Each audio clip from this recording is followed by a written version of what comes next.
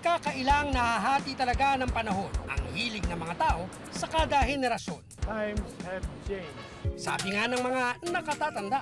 Pero sa lahat, ang mas hindi raw talaga nagkakasundo ay ang mga tinatawag na baby boomers o yung mga ipinanganak noong 1946 hanggang 1964 at ang mga millennial na ipinanganak naman noong 1981 hanggang 1996. Dalawang dekada o isang henerasyon din ang agwat. Si baby boomers kasi go sila na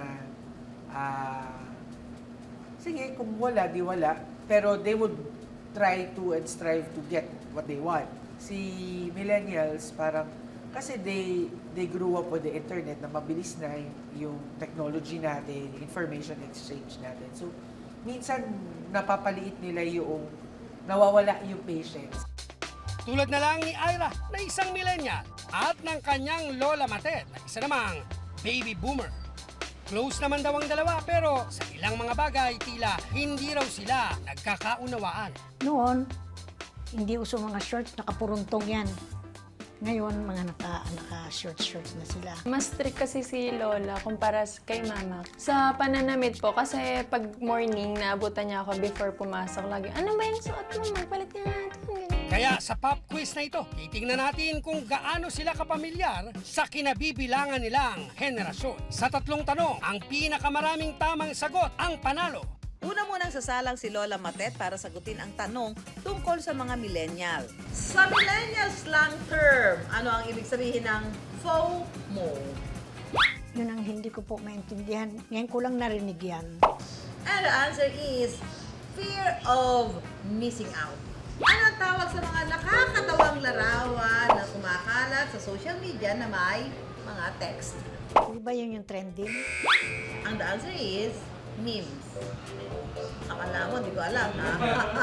At para sa ikatlong tanong, ano ang tawag sa dance craze na ito? Pasensya na, hindi ba rin?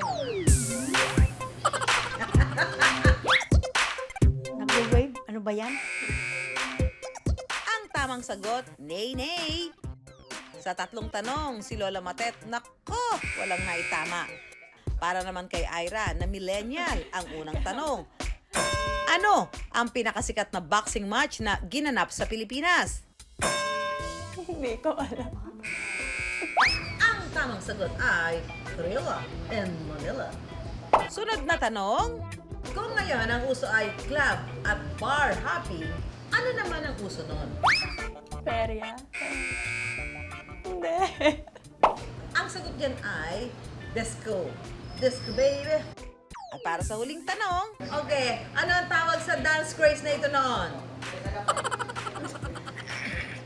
Nakalimutan ko po, pero alam ko yan before. Ang tamang sagot ay telephone. Ang maglola natin parehong bokya at di pamilyar sa mga uso ng henerasyon ng kabila. Generation gap ang tawag sa pagkakaiba ng mga henerasyong pagdating sa mga nakagisnan, nakagawian at mga paniniwala. Gayon din sa kung ano ang nauso sa kani-kanilang mga panahon. Maging sa larangan ng musika, nag-iiba rin ang uso sa bawat henerasyon. Pati na ang teknolohiyang ginagamit sa pakikinig nito. Kung ngayon, simpleng pag-stream at download na lang ang ginagawa o yung bang kinukuha na lang natin sa internet ang mga musika na gusto nating pakinggan. Noong dekada 70 at 80, ang uso, cassette tape na may side A at side B pa. I wonder, pamilyar pa kaya si Juan sa mga cassette tape? Album? Yes po. Casket disc. Ano ba yung nilalagay sa radios or something na yung ginagamit ng unang panahon? Cassette. Cassette tape. Sa mga hindi nakakaalam o hindi pa nakakakita ng cassette tape, mas maliit lang ng kaunti ang sukat nito sa mga cellphone ngayon. Sa loob, mayroong magnetic tape kung saan nare-record ang mga kanta. May side A at side B ito na kayang mag-record ng tig 30 minuto. Nagsisimula na maging compact yung mga objects natin. Nauso yung cassette tapes. Yung preferred music mo, yung mas madali mong mapakinggan anytime, anywhere, yung mga paborito mong kanta. Sa pagpasok ng dekada 90, ang cassette tape napalitan naman ang tinatawag na compact disc o CD.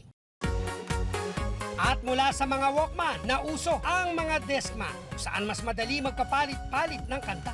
Di gaya sa cassette tape na kailangan pang i-rewind o i-fast forward. Hanggang sa tuluyan ang naging digital ang pakikinig ng musika. It's Friday mga kabarangay. I'm back. Iyak saya sa gas. Tanda pa ni Papa Carlo ng Barangay LS. Tulungan daw talaga ang pagpapatugtog ng musika. Dati kasi ang gamit po natin ay di plaka, cassette tape, at kailangan mo pa ng maraming PAs, 2 or 3 na remember ko. May mga PAs po ako magsasaksak ng plaka, re-ready na yung next song, or yung cassette tape, gagamitan pa ng ballpen para i-rewind. So meron na tayong software na ginagamit at kompleto na po lahat, naka-categorize na. Pero para sa 24 na taong gulang na si Kervin Chua, isang certified millennial, mas pipiliin pa rin daw niya ang pakikinig sa mga cassette tape. Bilang isa rin kasing musikero, alam ni Kervin ang hirap at pusong inilalaan sa pagbuo ng isang music album. Suporta na rin daw ito sa industriya ng musika, kaysa pakikinggan lang online ang mga kanta. Hindi nila papahinggan yung buong album or kahit nga yung buong kanta eh. Minsan after 30 seconds, wala, next na. So, yun yung isang na-change ng analog format din. Yung you sit down and you immerse yourself with the music. Kung tutuusin, nagsimula raw muna si Kervin sa pangungulekta ng CD. Pero nang madiskubre niya ang analog format tulad ng vinyl record at cassette tape, ito na ang mas pinili niyang pakinggan at kolektahin. So, these are some of my favorite tapes. Tapos, sige, mga ka-wonder. Papakita ko sa inyo yung collection ko ba. So, ito na yung collection ko. Nasa 1,000 piraso na rin ang koleksyon niya ng cassette tape. Ito, may inlay, tapos may art, minsan may mga bonus features. Kaya nang mag-release si Kervin ng kanyang sariling album, syempre, naglabas din siya sa cassette tape.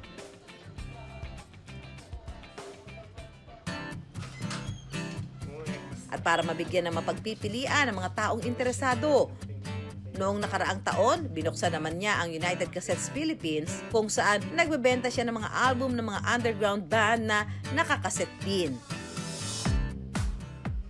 I wanna bring that entire culture to the people, to the modern generation, even the older generation if they're into that.